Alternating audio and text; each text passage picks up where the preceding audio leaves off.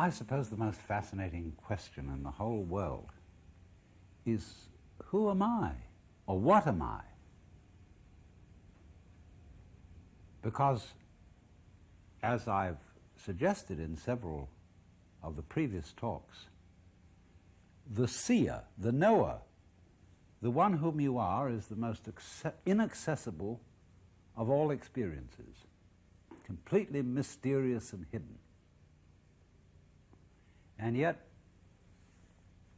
we talk about our egos. We use the word I. And I've always been tremendously interested in what people mean by the word I, because it comes out in curious lapses of speech, like we don't say, I am a body. We say, I have a body. And somehow we don't seem to identify ourselves with all of ourselves. We say sort of my feet, my hands, my teeth, as if they were something somehow outside me. And as far as I can make out, most people feel that they are something or other about halfway between the ears and a little way behind the eyes, inside the head, and from this center the rest of them sort of dangles. And that governing principle in there is what you call the ego. And that's me. And I just can't get rid of the idea that that's a hallucination. That's not what you are at all. And it's a very dangerous hallucination, because it gives you the idea that you are a center of consciousness, of energy and responsibility that stands over against and in opposition to everything else. You're a chauffeur inside your own body, as if your body were an automobile, and you are the chauffeur principle inside it. But you feel caught in a trap because your body's kind of a mess. It gets sick, tired, hurts, and eventually wears out and dies. And you feel caught in the thing because you feel different from it. And you feel the world outside your body, furthermore, is an awful trap. It's full of stupid people who are sometimes nice to you, but mostly aren't, because they're all out for themselves like you are, and therefore there's one hell of a conflict going on. And the rest of it, aside from people, is absolutely dumb. Animals, plants, mere vegetables, rocks, and finally behind the whole thing, blazing centers of radioactivity called stars. And out there, where there's no air, there's no place for a person to live.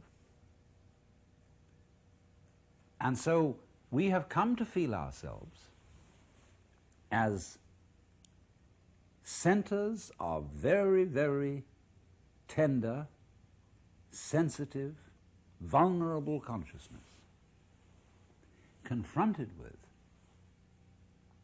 a world that doesn't give a damn about us.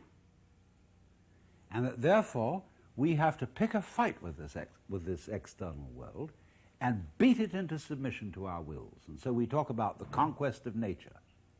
We conquer everything. We talk about the conquest of mountains like Everest, the conquest of space, the conquest of cancer, etc., etc. We're at war because inside we feel ourselves to be these lonely ego principles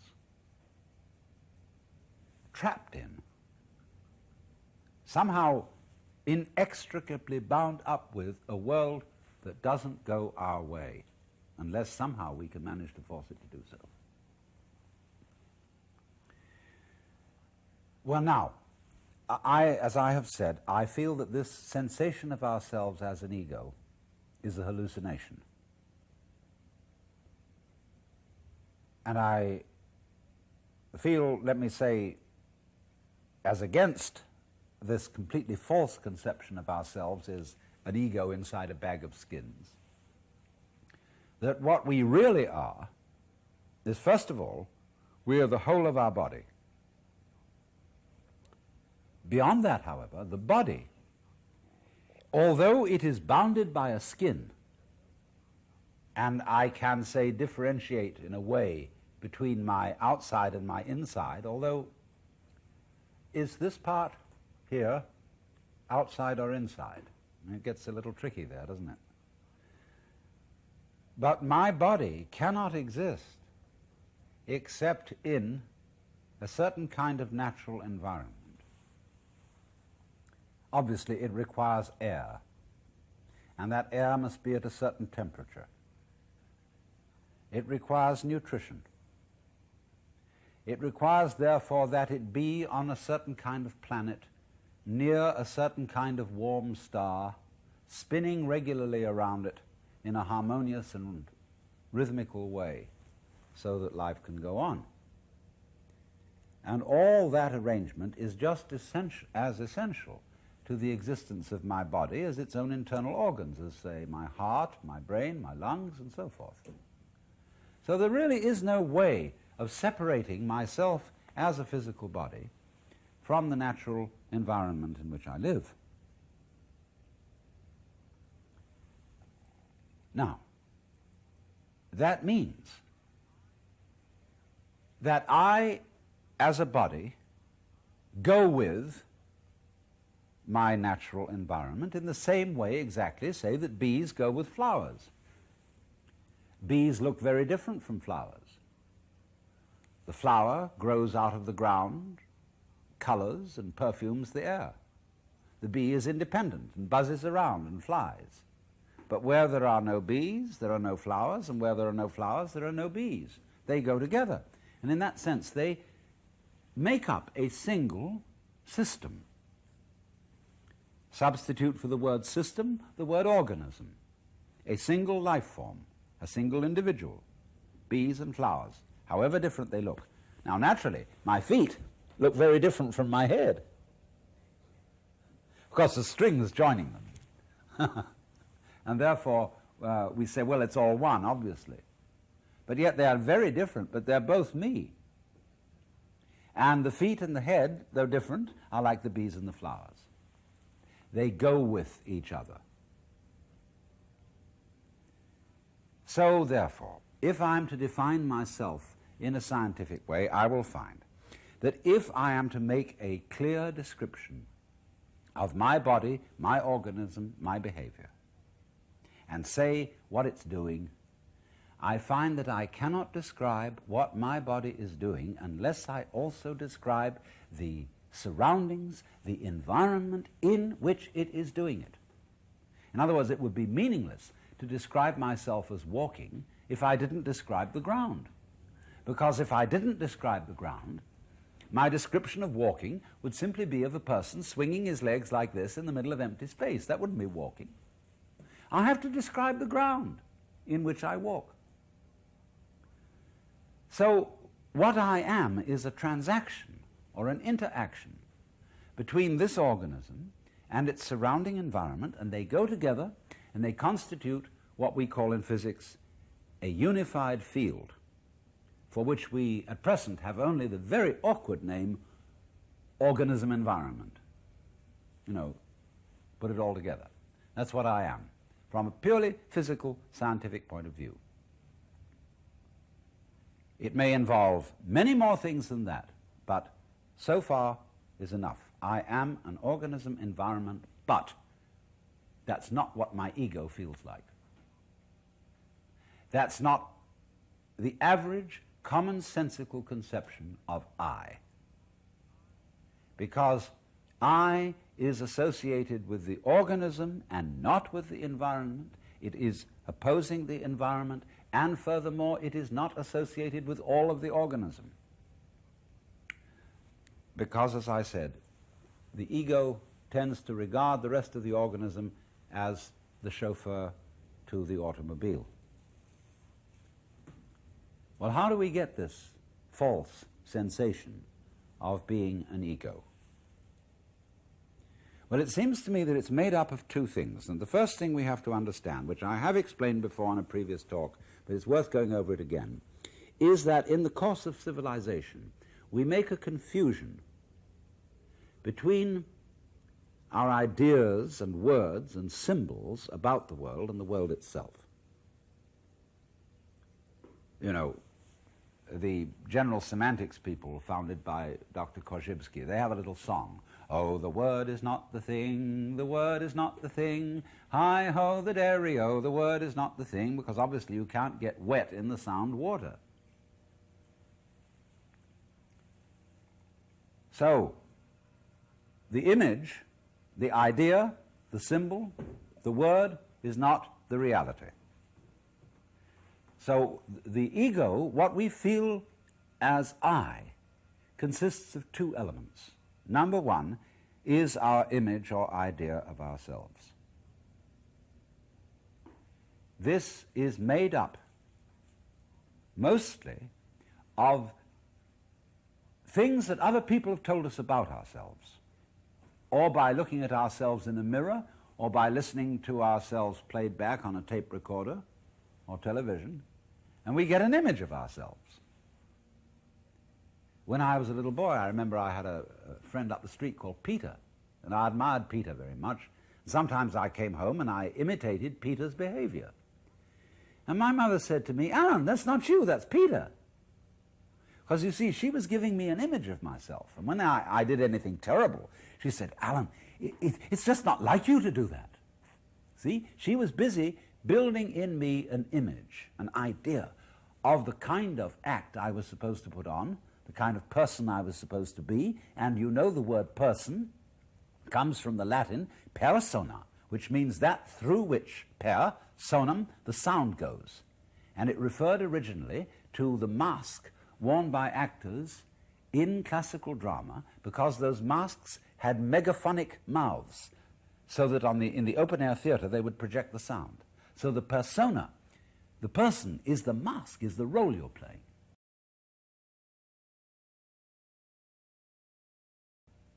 And all your friends and relations and parents and teachers are busy telling you who you are, what your role in life is. And you know there are a certain number of acceptable roles you can play.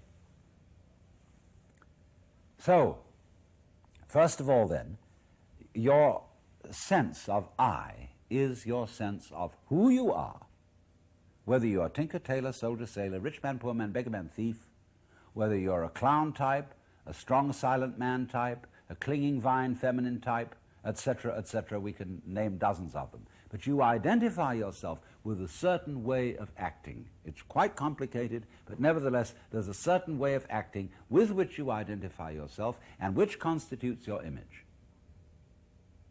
Now, that image of yourself that you have is a social institution. In the same way, for example, as it is a social institution to divide the day into 24 hours, or to divide the foot into 12 inches, or to draw lines of latitude and longitude, which are purely imaginary, over the surface of the earth. It's very useful to do that, because by means of that we navigate. But there are no lines of latitude and longitude over the earth. They are imaginary. You cannot, for example, use the equator to tie up a package, because it's an abstract, imaginary line. And so in just the same way, your image of yourself as ego is an imaginary concept that is not this organism, and is furthermore not this organism in its inseparable relationship to its whole physical and natural environment. So therefore, the image of yourself that you have is simply a caricature.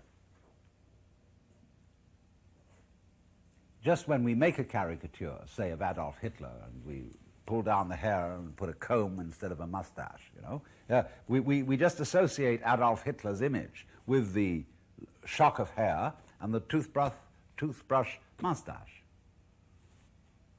So in the same way, our image of ourselves is a caricature of ourselves because it does not include almost all the important things about ourselves. It does not include all the goings-on inside the physical organism. Oh, we get belly rumbles, and occasionally we're aware of that. Occasionally we're aware of our breathing. Occasionally we're aware of it hurts somewhere. But for the most part, we are totally unconscious of everything going on inside us. We're unconscious of our brains and how they work. We are unconscious of our relationships to the external world. Many of our relationships to other people are completely unconscious. I mean, we depend, say, on telephone operators, electricians supplying our electricity, on all kinds of services that we never even think about. We don't think about air pressure. We don't think about the chemical constitution of the air we breathe. We don't think about cosmic rays, gamma rays, X-rays, the output of the sun. All these things are absolutely essential to our life, but they are not included in the ego image. So the ego image is very incomplete. In fact, it's an illusion. But we say, now, look, it can't be that way. Because I feel I. I mean, it's not just an image of myself I have. I have a solid feeling behind the word I. When I think I feel there's something there. So I feel, don't I, that behind this image, this symbol of myself, there is what we would call a concrete referent. There is a feeling, a solid sensation to which it refers. Now, what is that? Interesting question, because the first thing, if your brain is your ego, you have very little in the way of direct sensation of your brain. In fact, operations can be performed on the brain with only surface anesthesia because there's no feeling in the brain itself. Try that one out for size. You don't feel all these interior operations. They, therefore, cannot be the sensation of ego. When your eyes are functioning well, you don't see your eyes. If your eyes are imperfect, you see spots in front of them. That means there's some lesions in the retina or wherever it may be. And because your eyes aren't working properly, you feel them. So in the same way, you don't hear your ears. If you have singing in your ears, it means there's something wrong with your ears. So, therefore, if you do feel yourself, there must be something wrong with you. And whatever you have the sensation of I is like spots in front of the eyes. It means something's wrong with your functioning. That's why you feel you're there. Why you feel you as being different from and somehow cut off from all that you really are, which is everything you're experiencing. The real you is the totality of everything you're aware of and a great deal more besides. But what is this thing that we feel in ourselves when we say, that is the concrete material me? Well, I'll tell you what it is. When you were a little child in school, you remember you were picking your nose and looking out of the window or flicking spitballs at something. Suddenly the teacher rapped the desk and said, "Pay attention!" Wowee. Now, how did you do that? Well, you stared at the teacher and you put a frown on your face because that's how it looks like to pay attention.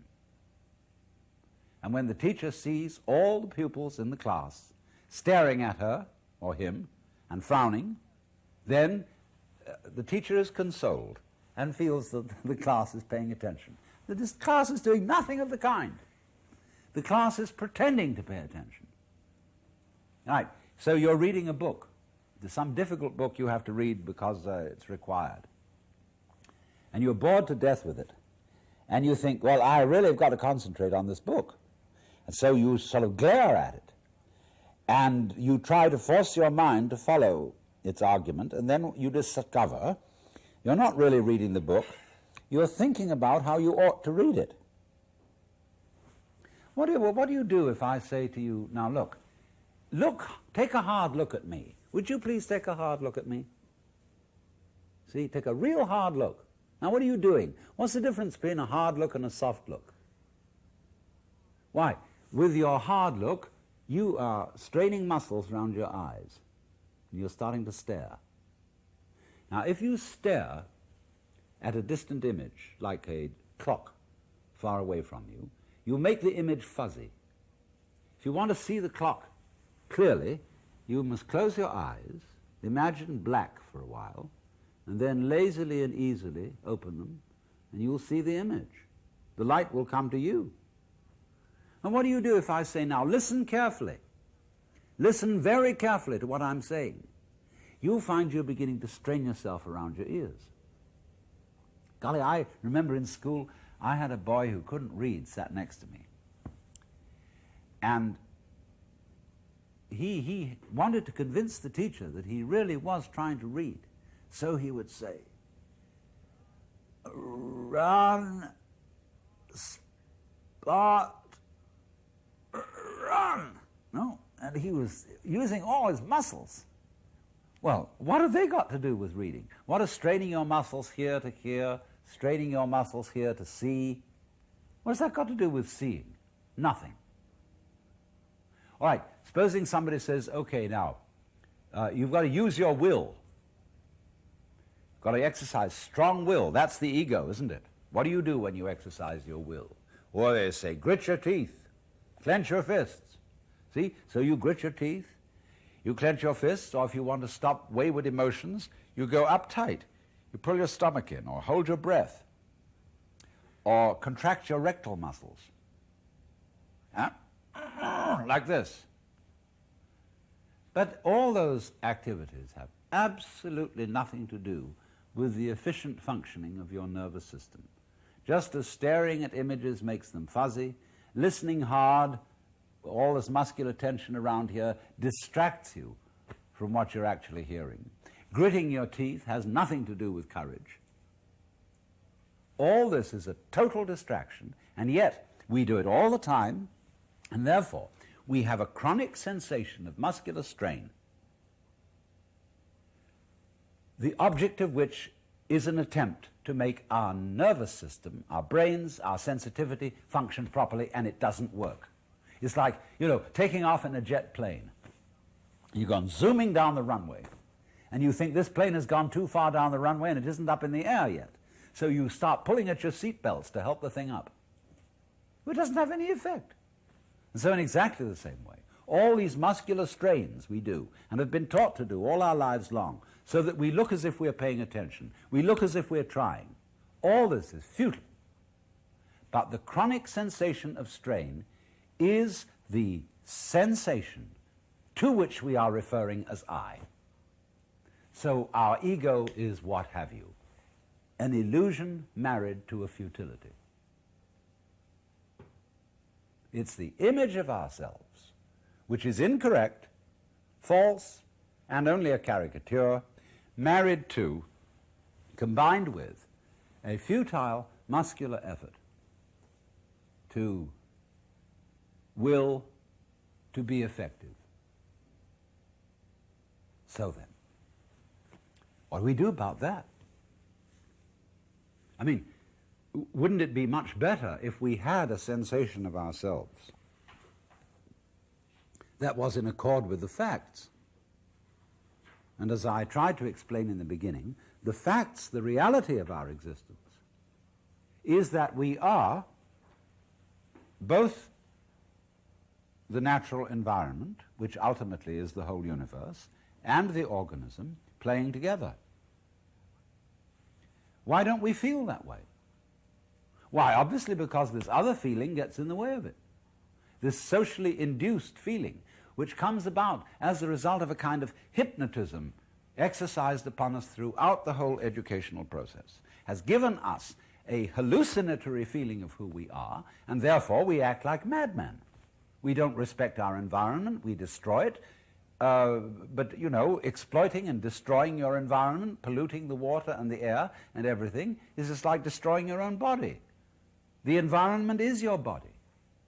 But we act in this crazy way because we've got a crazy conception of who we are. We are raving mad.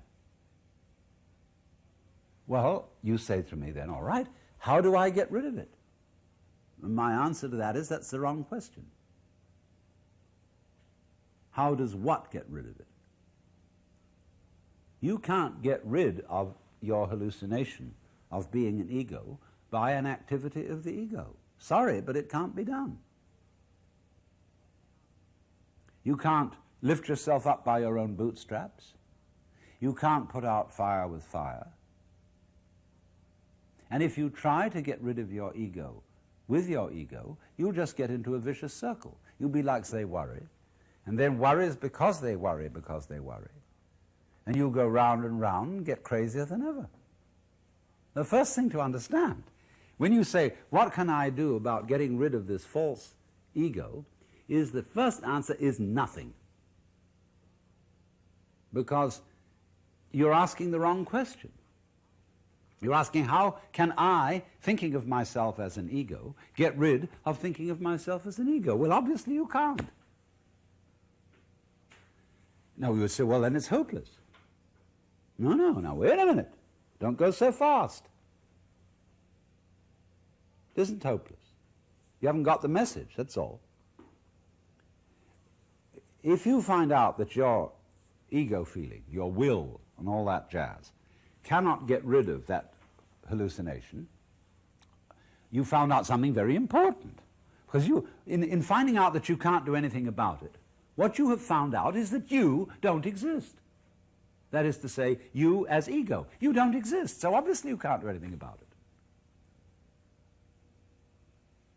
So you find you can't control, not really, your thoughts, your feelings, your emotions, all the processes going on inside you and outside you that are happening. There's nothing you can do about it. So then what follows? Well, there's only one thing that follows. You watch what's going on.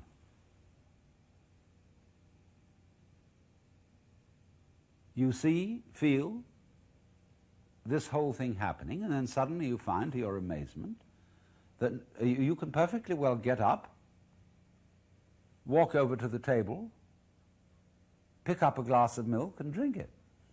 There's nothing standing in your way for doing that. You can still act, you can still move, you can still go on in a rational way, but you suddenly discovered that you're not what you thought you were. You're not this ego pushing and shoving things inside a bag of skin.